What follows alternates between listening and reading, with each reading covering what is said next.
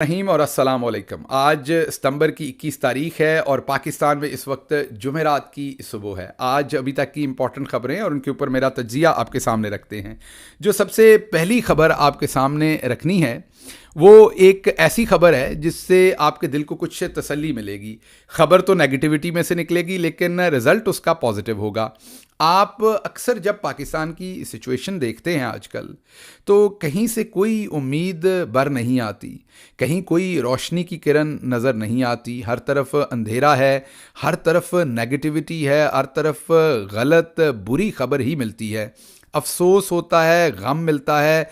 गरीब को एक तरफ महंगाई के अंदर पिसते देख रहे हैं तो दूसरी तरफ उसके ऊपर होने वाला पुलिस और स्टेट की तरफ से जुल्म देख रहे हैं। कहीं पर बच्चों को दफनाया जा रहा है तो कहीं औरतें जेलों के अंदर सड़ रही हैं। अदालतों के अंदर जाते हैं तो वहाँ सिर्फ जज दिलावर नज़र आता है, वहाँ कोई इंसाफ देने वाला जज नज़र नहीं आता। एक तरफ अदालतों के फैसले लाइव टेलीकास्ट होना शुरू हुए हैं तो दूसरी तरफ जिन फैसलों के ऊपर आवाम को रिलीफ चाहिए वो भले पाकिस्तान की खवातीन जेलों के अंदर सड़ रही हों या भले इमरान खान जेल की काल कोठरी में हो, तो वहां तारीख पर तारीख मिल रही है। लाइव जो है उसकी ट्रांसमिशन होना तो दूर की बात है, उसकी तो रिकॉर्डेड भी नहीं हो रही।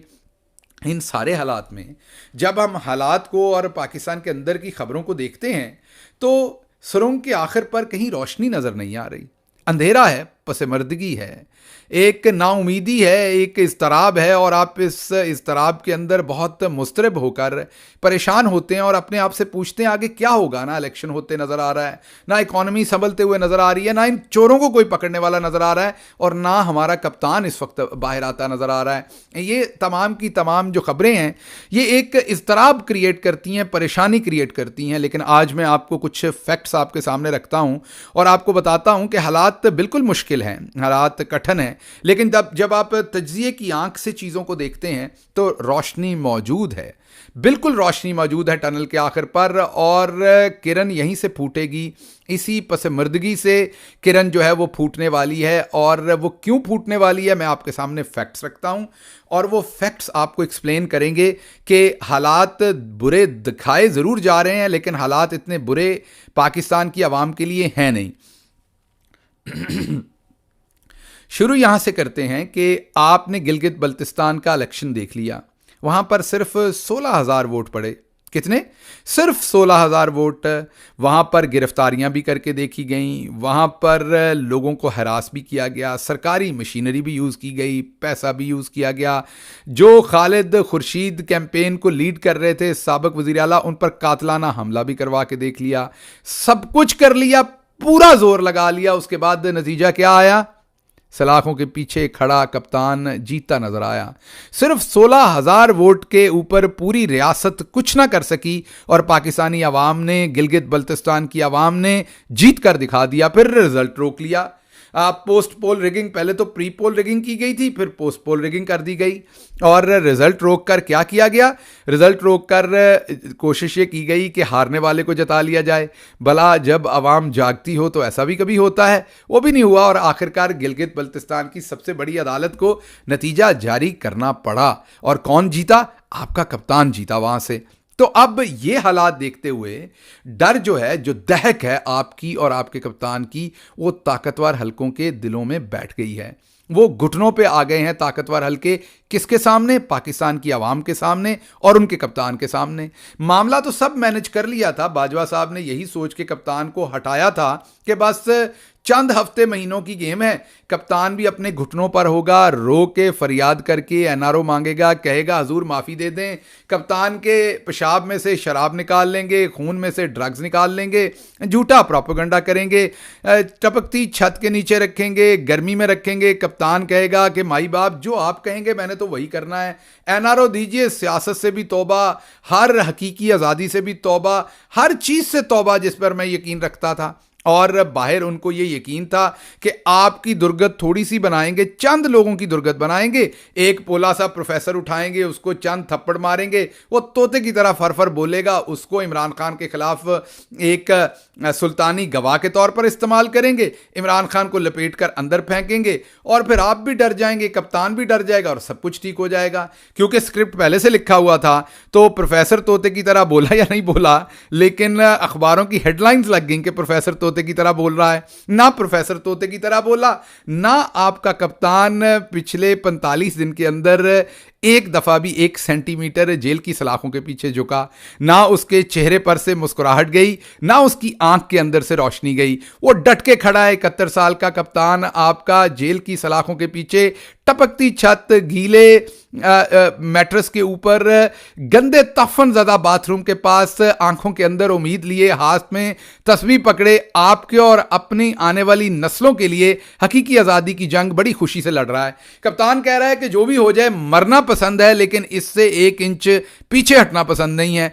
अब हम अपनी कौम को अक्सर कोसते हैं कि कौम बहुत बुरी है, कौम ने मायूस किया, लोग निकलते नहीं, लोग ये नहीं करते, लेकिन आप जरा कौम को देखें, कौम भी निकलती है, कौम भी बाज नहीं आई। कौम ने अमार जैसे नन्हे फूल दफना लिए, कौम ने यास्मीन राशिद जैसी माएँ जेलों के अंदर रख लीं, खतीजा शाह जैसी बेटियां जेलों के अंदर रख लीं, लेकिन जब गिलगित का इलेक्शन आता है, कौम ठोक के वोट डालती है और 16,000 के वोट के अंदर भी ऐसा हालात पैदा कर देती है कि कोई माई का लाल धांधली नहीं कर पाता। तो कौम और कैसे निकलेगी, कौम और कैसे इस कर्ज को अदा करेगी? कौम पूरी तरीके से कर्ज को अदा कर रही है।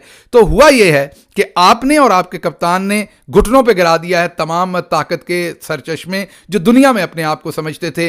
अल्लाह की ज़ात आपके साथ खड़ी है, अल्लाह की रहमत आपके साथ खड़ी है, क्योंकि इज्जत आपको मिल रही है। जब अल्लाह आपके साथ नहीं खड़ा होता तो आपके मुकद्दर के अंदर जिल्लत होती है, जिल्लत आपके साथ नहीं खड़ी, इससे पता चलता है कि अल्लाह की ज़ात आपके साथ खड़ी है।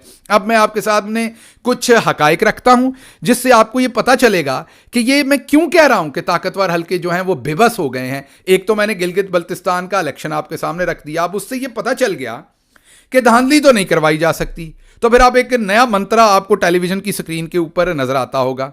चंद दिन से एस्टेब्लिशमेंट अपने तर्जमानों के थ्रू पाकिस्तान को यह बता रही है कि देखें आने वाले इलेक्शन में 2 तरह की रिगिंग होगी जी, एक प्री पोल होगी, एक जो है वो पोस्ट पोल रिगिंग होगी। प्री पोल रिगिंग जो इलेक्शन से पहले होगी, उसमें अब तर्जमानों से आपने सुना होगा, एस्टेब्लिशमेंट के तर्जमान और कुछ सीनियर सहाफ़ी भी जो तर्जमान नहीं होंगे लेकिन उनको खबर ऐसे फीड की जाती है कि उनको भी ये तज्जिया फिर करना पड़ता है मजबूरन। वो ये तज्जिया दे रहे हैं कि पीटीआई के कैंडिडेटों को पकड़ लिया जाएगा, उनको नाहल कर दिया जाएगा, उनके पेपर रिजेक्ट कर दिए जाएंगे, उनको पकड़कर जो है वो मना लिया जाएगा, पीटीआई का टिकट वापस करवा दिया जाएगा। अगर पीटीआई के टिकट पर ही लड़ना चाहेंगे तो लड़ने की इजाजत नहीं दी जाएगी। और अगर, ये बात आपने ज़हन में रखनी है, और अगर किसी तरीके से वो जीत भी गए तो इलेक्शन का नतीजा रोक लिया जाएगा। इलेक्शन का नतीजा रोक लिया जाएगा तो जब तक वो पीटीआई नहीं छोड़ेंगे, नतीजा नहीं दिया जाएगा, तो हर सूरत कप्तान को बाहर रखना है। आपने तज्जिया सुना होगा, तो गिलगित में ऐसा क्यों नहीं हुआ? गिलगित में पकड़ लेना था कैंडिडेट को, गिलगित में कैंडिडेट को मना लेना था, गिलगित में बल्ले को हटा देना था, गिलगित में लोगों को हटा लेना था, इलेक्शन का रिजल्ट रोक लिया, सब कुछ कर लिया, आखिर पर क्या करना पड़ा? ये वो बेबसी है जिसमें अब आपको सिर्फ डराने की कोशिश की जा रही है। आपकी 2 चीज़ें हैं आपके पास। कप्तान के पास अंदर खुदा के ऊपर जो उसका एतकाद है, उसके अंदर जो जज्बा है, जो नज़रिया है कप्तान का, और आपकी जो उम्मीद कप्तान के साथ जुड़ी हुई है, ये 2 चीज़ें हैं जो हार नहीं रही, ये 2 चीज़ें हैं जिनसे ताकतवर हल्के जीत नहीं पा रहे। अब उसके ऊपर कारी ज़र्ब लगाने का फैसला किया गया है और उसके साथ साथ जावेद चौधरी जैसे पंडित जो हैं, पंडित तो नहीं कहना चाहिए लेकिन चलें पंडित कह देते हैं, जो तर्जमान हैं एस्टेब्लिशमेंट के, वो बताते हैं कि अब इमरान रियाज ही नहीं, सबको इमरान रियाज कर दिया जाएगा, गायब कर दिया जाएगा, अब किसी को नहीं छोड़ा जाएगा। ये तमाम चीज़ें बेसिकली एक माहौल बिल्ड किया जा रहा है कि जब इलेक्शन होगा तो बल्ले का निशान पहले तो बैलेट पेपर पे ही नहीं होगा, अगर हुआ तो कैंडिडेट के जो कागजात नामजदगी हैं वो मुस्तरद करवा दिए जाएंगे, वो ना हुए तो उसे पकड़ लिया जाएगा, गिरफ्तार कर लिया जाएगा पर्चों के अंदर, वो ना हुआ तो उसे मिसिंग पर्सन बना दिया जाएगा, वो ना हुआ तो इलेक्शन पर धांधली की जाएगी, वो ना हुआ तो इलेक्शन के बाद रिजल्ट रोक लिया जाएगा, वो ना हुआ तो फिर जब तक वो छोड़ेगा नहीं पीटीआई को तो इलेक्शन का रिजल्ट नहीं दिया जाएगा। ये तमाम हजूरे वाला बकवास है, इसके अंदर कहीं पर कोई सदाकत नहीं है। अगर होती तो फिर राजनपुर के इलेक्शन में भी यही कर लिया जाता, पंजाब के इलेक्शन में भी जो ज़िमनी इलेक्शन हुआ था यही कर लिया जाता, गिलगित बल्तिस्तान के इलेक्शन में भी यही कर लिया जाता, अभी होने वाले केपीके के इलेक्शंस के अंदर भी यही कर लिया जाता। हजूर ये होता है जब 5-7 हज़ार वोट का फर्क होता है, जब आवाम ठोक के वोट डालती है ना और फाड़ देती है बैलेट पेपर्स को और संदूकड़ियों को, तो उसके बाद किसी माई के लाल के पास इतनी अकल नहीं होती, ना साइंस होती है, ना रॉकेट साइंस होती है कि वो धांधली कर सके। तो फिर ये हो क्या रहा है, ये सारा माजरा हो क्या रहा है? आपको डराने का, ये सारी गेम डराने की है। आपको क्या लगता है कि जो हमारे ताकतवर हल्के हैं वो वाकई यास्मीन राशिद को अपना दुश्मन समझते हैं, वो शहबाज गिल को वाकई दुश्मन समझते हैं, वो इमरान रियाज को वाकई दुश्मन समझते हैं? बिल्कुल भी नहीं। उनको अंदर से बड़ी अच्छी तरह से पता है ये सारे मुहिब वतन पाकिस्तानी हैं। उनको अंदर से थोड़ी सी उनको परेशानी भी होगी, बेचैनी भी होगी कि हम ज्यादती कर रहे हैं, लेकिन मसला ये कि इनको छोड़ दिया तो डर खत्म हो जाएगा। डंडे का डर रखना है हजूर, इसलिए जब तक ये लोग अंदर रहेंगे आप सारे डरे रहेंगे। और अब आपको इलेक्शन में से आपकी उम्मीद खत्म करने के लिए आपको डराया जा रहा है कि पाकिस्तान तहरीक इंसाफ के खिलाफ प्री और पोस्ट पोल रिगिंग जो है वो कर दी जाएगी और ये सब कुछ मुझे बताइए, जिसने ये सब कुछ करना होता है वो अपने तर्जुमानों से पहले ऐलान करवाता है। जिसने चोरी करनी होती है, डाका मारना होता है, चुप करके करता है, वो पहले ऐलान तो नहीं करता, ढोल तो नहीं बजाता। ये कौन से ताकतवर हल्के हैं जो अपने लोगों से पहले ऐलान करवा रहे हैं टेलीविजन के ऊपर, हमने धांधली करनी है, हमने लोगों को पकड़ना है, हमने बैलेट पेपर नहीं आने देना और जो आया उसको ये कर देना है। ये सिर्फ और सिर्फ आपको डराने का तरीका है और कुछ नहीं है। अगर ये हो सकता होता तो आपको गिलगित बल्तिस्तान के इलेक्शन के अंदर, जो स्तोर का इलेक्शन है, वहां पर आपको पूरी पीडीएम घुटनों के ऊपर नजर ना आती, वहां आप ना जीतते, वहां वही जीतते। तो एक तो मुस्बत खबर यह है कि आपके लिए जो रोशनी है इंटरनल के एंड पर वो यही है कि अपने कप्तान के साथ जुड़े रहिए, खड़े रहिए, इलेक्शन होने दें, एक दफ़ा बैलेट पेपर छपने दें, बल्ले का निशान आने दें, और जब आया तो मुझे पता है आपने जो हाल करना है फिर बैलेट पेपर्स का और मोहरों का। ज़्यादा ज़ोर से मोहर नहीं लगानी है, मैं पहले बता दूं, उससे बैलेट पेपर फट जाता है और वोट ज़ाया हो जाती है। वो गुस्सा कहीं और निकालना है, बैलेट पेपर पर उतने ही प्यार से मोहर लगानी है आपने बल्ले पे, जैसे आप इमरान खान से प्यार करते हैं।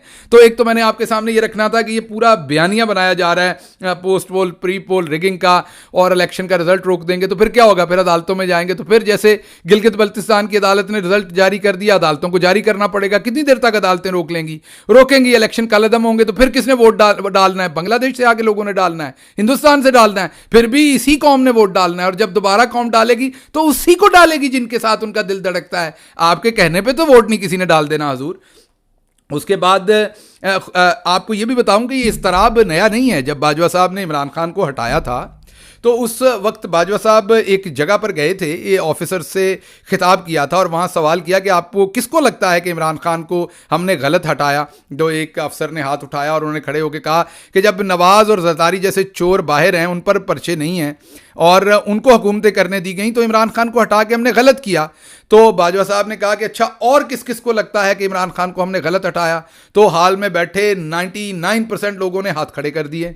जब हाथ खड़े कर दिए, बाजवा साहब को गुस्सा आया, जवाब कोई नहीं था, बस यही जवाब दिया कि अच्छा, इलेक्शन होगा, उसमें वोट डाल के आप इनको दोबारा मुंतखब कर लीजिएगा। तो उसके बाद हुआ क्या? उसके बाद हुआ ये कि ये इस्तराब बढ़ता जा रहा है। अभी खुफिया सर्वे हुए हैं और उस सर्वे में नज़र आया है कि हजूर अगर नवाज शरीफ साहब वापस भी आए तो उनके पल्ले कुछ नहीं है, बयानिया उनके पास है कोई नहीं, और परफॉर्मेंस उनके भाई की जो है वो तबाह कौन है। अवाम जो है वो सियासी छितर लेके खड़ी है और इनकी सियासी टेंड करके रख देगी अवाम, सियासी छितर मार मार के, और इनकी ज़मानतें जब्त हो जाएंगी। ये ज़रा आएँ तो सही मैदान के अंदर। तो उस सर्वे के जो होशरबा इंकशाफात हैं, उस सर्वे की जो रिज़ल्ट्स आए हैं, उससे इतनी तशनगी हुई है कि अब तमाम लोगों ने ये कहना शुरू कर दिया है कि जी प्री पोल और पोस्ट पोल रिगिंग करेंगे ताकि आपकी उम्मीद टूट जाए, आप इलेक्शन आए तो या तो उसमें पार्टिसिपेट ही ना करें। आपको लगे पीटीआई ने तो हारी जाना है, कप्तान ने तो हारी जाना है, तो वोट देने का क्या फ़ायदा है, आप डिसएंगेज हो जाएं। यही तो रिक्वायरमेंट है। अगर ये सब कुछ काबू में आता होता, अगर आवाम का जिन बोतल के अंदर काबू आ सकता होता तो फिर तो अभी तक ये सब कुछ काबू कर लिया जाता। एनीवेज, आखिरी बात आपके साथ जो करनी है वो ये करनी है कि नवाज शरीफ साहब सेलेक्टिव एहतसाब चाहते हैं। नवाज शरीफ साहब ने जनरल बाजवा और जनरल फैज़ का एहतसाब मांगा है।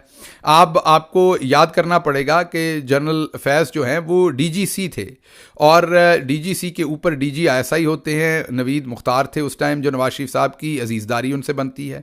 उस वक़्त मिलिट्री इंटेलिजेंस के जो हेड थे वो हमारे मौजूदा आर्मी चीफ आसिम मुनीर साहब हैं। तो नवाज शरीफ सिर्फ जनरल फैज़ और जनरल बाजवा का एहतसाब, वैसे तो मैं चाहता हूँ उन दोनों का एहतसाब होना चाहिए, मैं बिल्कुल ये नहीं कहता कि नहीं होना चाहिए। नवाज शरीफ साहब को जनरल आसिफ गफूर भी बुरे लगते हैं, नवाज शरीफ साहब को मेजर जनरल इरफान भी बुरे लगते हैं, नवाज शरीफ साहब को जो है वो उस वक़्त के डीजीसी फैज़ हमीद भी, जनरल बाजवा भी बुरे लगते हैं। लेकिन नवाज शरीफ साहब को सिर्फ इन लोगों का एहतसाब करना है, बाकी जो दोस्त उस वक्त मौजूद थे पोजीशन के ऊपर जैसे नवीद मुख्तार साहब थे उनका एहतसाब नहीं करना। तो ये सेलेक्टिव एहतसाब क्या कोई भी इदारा करता है या होने देता है? ये तो काम नहीं होता। तो नवाज शरीफ साहब ये नारा मैंने आपको कल भी बताया था कि नारा इसलिए लगा रहे हैं कि उनके हाथ खाली हैं, वोट को इज्जत दो का बेच चुके हैं, अपना बयानिया मुझे क्यों निकाला का बयानिया बेच चुके हैं, भाई ने परफॉर्मेंस का बयानिया बेच दिया है। इन सारे हालात के अंदर अब वापस आने का ऐलान किया था तो उनके चंद लोगों ने ऐसे ऐसे बयान दिए हैं कि वो बयान इस वीलॉग में कवर करने वाले नहीं थे। मसलन जावेद लतीफ़ साहब ने कहा है कि लाहौर में शादियों का सीज़न होता है अक्टूबर में, इसलिए आवाम की शादियां करवाने के लिए कि शादी ना रुक जाए किसी बंदे की, हमने ये फैसला किया है कि नवाज शरीफ साहब का इस्तकबाल पाकिस्तान मुस्लिम लीग नून के वर्कर नहीं करेंगे और हम उन्हें चुप करके एयरपोर्ट से ले आएंगे। ये जावेद लतीफ़ साहब ने कहा है। अब ये इतनी बेहुदा बात थी, और ये बेहुदा नहीं मैं कहूँगा, ये इतनी मज़ाहिया बात थी, माज़रत बेहुदा कह दिया, ये इतनी मज़ाहिया बात थी कि ये ज़रा बड़े सीरियस वीलॉग के अंदर मैं इसको कवर नहीं करना चाहता था। तो इसके लिए मैंने अपना पूरा पंजाबी वीलॉग किया इस सारी बात पर कि नवाज शरीफ साहब क्या वाकई लोगों की शादियां करवाना चाहते हैं, इस वजह से उनका इस्तकबाल नहीं हो रहा, या आवाम ने सियासी चित्तर हाथ में पकड़ा हुआ है और वो ढूंढ रहे हैं कि इनकी सियासी टिंड नजर आए सही, मार मार के सियासी चित्तर जो है वो इनकी दुर्गत बना देंगे। जो इस सारी मजे का खेज खबर के ऊपर सीरियस डिस्कशन के लिए मैंने पूरा एक पंजाबी वीलॉग किया है, उसका लिंक आपको नजर आ रहा है, वो आपके सामने रखते हैं। अल्लाह आपका हामी और नासिर हो। पाकिस्तान जिंदाबाद।